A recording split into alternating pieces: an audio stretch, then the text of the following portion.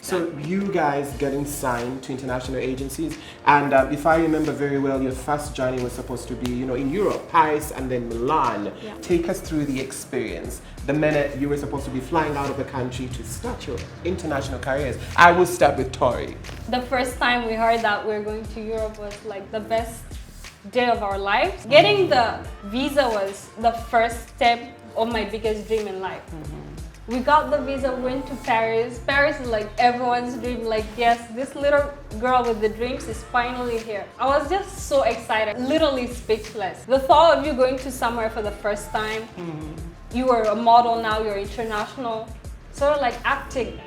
Boss up now, you're the lady, this is your city now. You took it by the horns and you just kept going. Okay, but then I remember you guys calling me when you were at the airport and you were telling me, oh, did you get lost? Was there like a mishap in flights? What actually happened? Oh, like Kenya? Like when we went from Uganda to Kenya? Yes. Like there was something wrong with the plane and we got a little delayed. So we spent a night there and the other day we flew to Paris.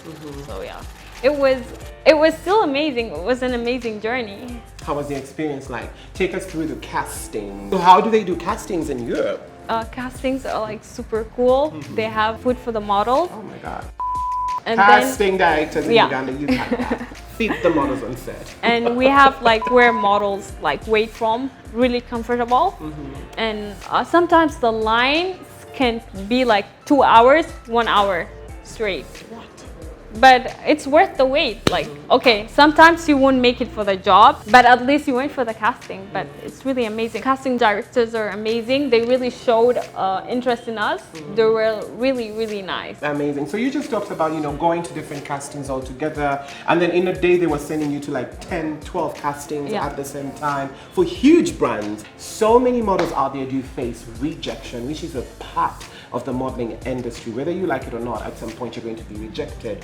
And we would like to talk about rejection when it comes to castings in Europe, rejection when it comes to castings in Paris and in Milan, because when they were starting out, they started out in Paris. So how did you handle rejection? How do models handle rejection internationally? I feel like models learned how to take in rejections because there are way bigger brands out there, and that's like missing $1 million job. So like you have to accept that it's not your turn or it's not your time. If I don't get the job today, I will basically get it another time. So it's all about being positive about it. Yeah. You've had that, be positive. How do you handle rejection, Victoria? I don't take rejection personal. I don't get mad about it. I don't get angry about it. I feel like they're looking for a specific person, and I might not be that person. I may be that person, but yes, you have your time. Your time will come. Yes, you just have to be patient. You don't have to take things personal. Yes, that's how I personally take it. I love that. Absolutely love that. So from Paris, you had to fly to Milan. Yeah. Tell us about the experience in Milano, Italy. They have amazing pizza. They have like the people are so amazing. They have such a beautiful country, and moving around the city, it's just so beautiful. And being there for the first time, of course, it felt a little different, but it was so beautiful. Like everywhere you go, oh my God, this is so pretty. Oh my God, this is so pretty. Like everything was very fascinating. How was the experience in Milano, Victoria? For me, the first thing was the enthusiasm of the people. Like, I was so happy. The people are so nice. I'm like, wow, I'm new to this country, and like they're being so nice. And I was so excited seeing beautiful buildings, seeing the beautiful streets. I'm like, I've always seen them on TV, and I'm like, I can't wait to go to Italy. I'm like, yes, I was so excited. Yes. Oh God, I've never been to Milano, but very soon I pray I will be in Milan. Okay, so you've talked about the experience in Milan. How is the fashion industry different from that in Europe to that back here at home? How would you describe it? How different is it? I feel like Europe considers fashion like way more than we consider fashion here. So they take it way seriously out there, and they have beautiful agencies. They're like 90% of models in the country than they are here. It's really nice. There are like focus on fashion a lot. They're so developed. focused, very developed. Amazing. So, Victoria, how do you think we can better the fashion industry here in Uganda to be to that level where you guys are always globetrotting, walking? The first thing for here in Uganda to change is their way of timing. True. Like, time is everything. yeah, they don't care whether you're late or not, but there in Europe, once you're late, you will lose your job. So for Uganda to better the time is for them to change their way of timing, to fasten people's brains, to fasten people's ways of everything. Yes.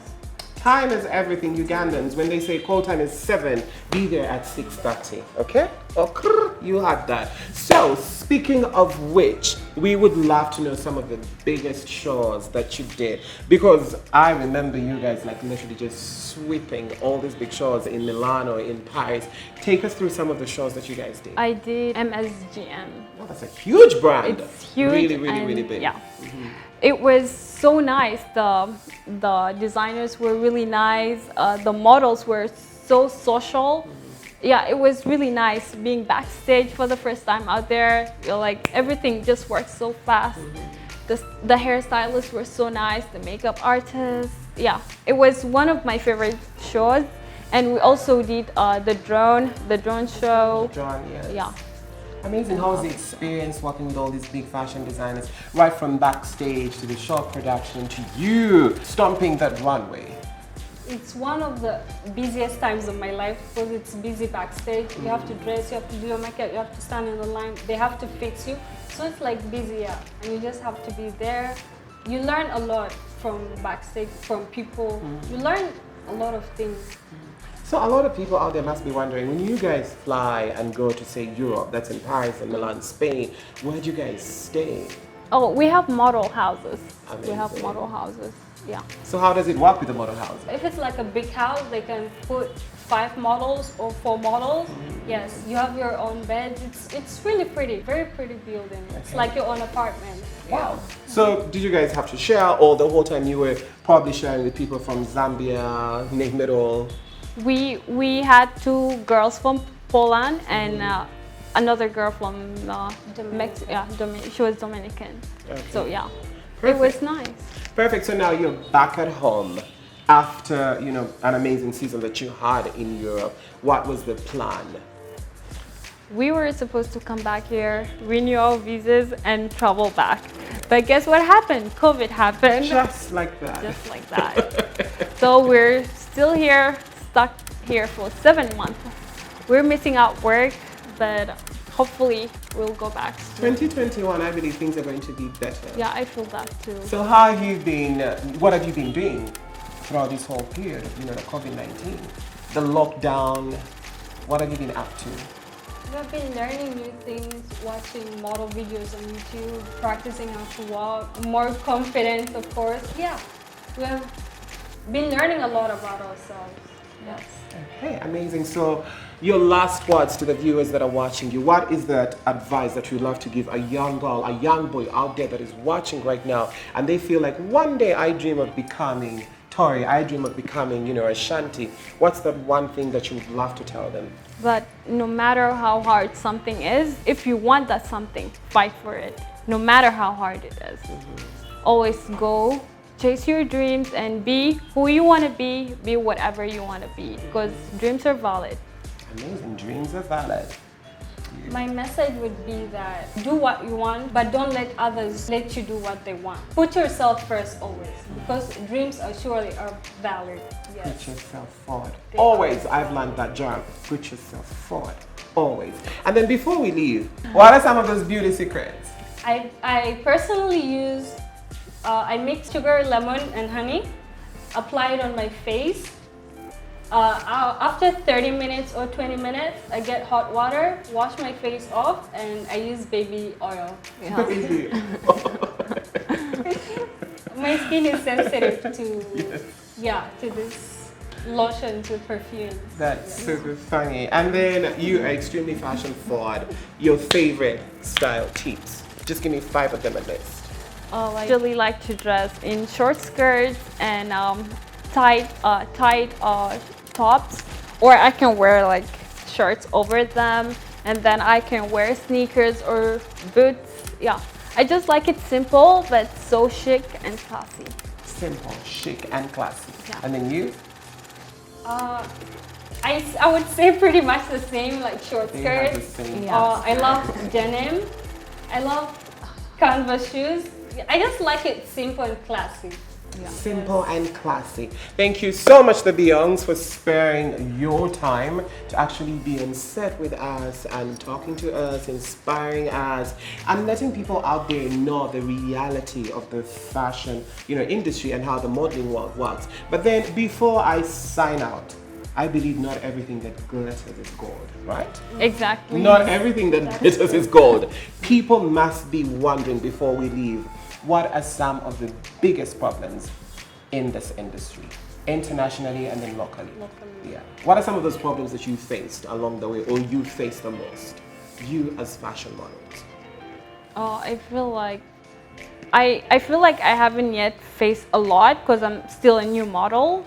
But being a black model isn't that easy. So, and there are a lot of black models out there. A lot, like, so the competition is between the black girls, so it's so stiff. Like, you could go for a job and they would show that they like you, and then you find another black girl in your position. So it's like not everything is about you. So yeah, it's pretty hard because there are a lot of black models out there. Because The competition Yeah, is the competition, real. Yeah. Tori, any problems in this industry? I think that's my biggest problem too, because having a girl that looks like you and the competition is really high, it makes it so difficult and problematic for me. Like, I have negative thoughts that what if a girl that looks exactly like me is walking the same, we are at the same casting, and then they choose her and they don't choose me? Like, that's really a disadvantage for me as a black model. Interesting. I had a fantastic time on set with the Biongs. That's a Chan and a Ngai, and I know most of you love to call them Ashanti and Victoria Biong. Thank you so much to the Biongs for sparing their time to come join me on set as we were filming this Star Maker outside their busy schedules, because they're prepping themselves to head back to Europe now that Fashion Week season has started in London and Paris and New York and in Milan. So they had to go pack their bags and get on the next flight to go do what they do best, which is fashion and representing motherland Africa. Ladies and gentlemen, my name is Joram and you are watching the Star Maker. Make sure you subscribe. Yes, subscribe as much as you can, share, and feel free to comment